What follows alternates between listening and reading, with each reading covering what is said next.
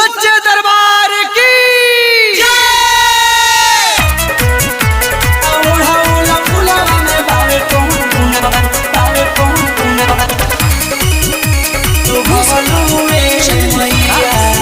presented by Rahul Raske Entertainment।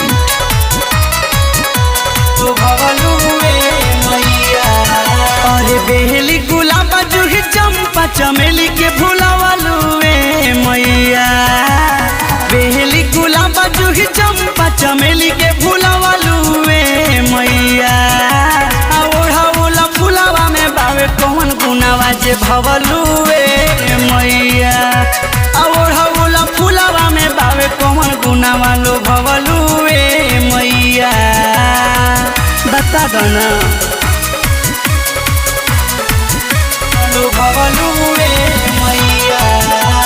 Mixed by Rajesh हो या मोयो मरुदवा पीपल पेड़ो न भावेलु अनिमिया के गछिया मैया आसन लगावेलु आसन लगा हो या मोयो मरुदवा पीपल पेड़ो न भावेलु अनिमिया के गछिया मैया आसन लगावेलु।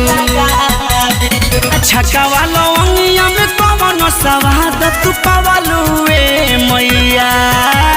छकावा लवंगिया में कौन सवाद तू पावलुए मैया।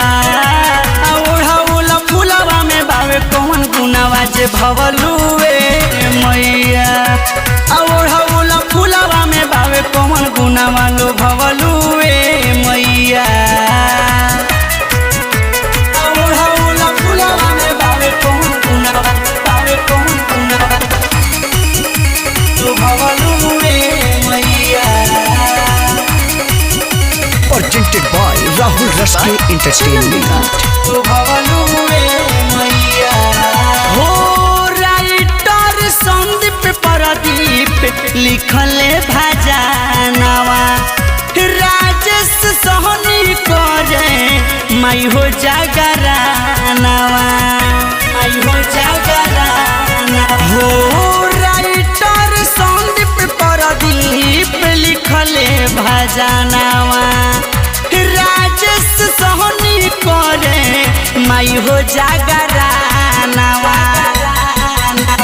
प्रेमी सोनदी पर राहु रसके के दुनिया बसवलुए मैया।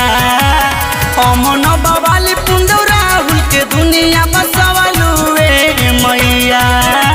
ओढ़ाउला फुलावा में बावे कौन गुनावा जे भवलुए मैया।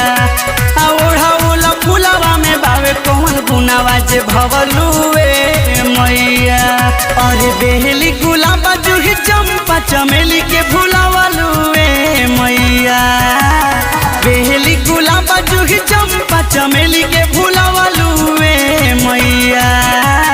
ओढ़ाउला फुलावा में बावे कौन गुनावा जे भवलुए मैया। ओढ़ाउला फुलावा में बावे कौन गुनावा लो भवलुए मैया। Mixed by Arun Digital Recording Studio, Raja Chowk, Vidyapati Dham।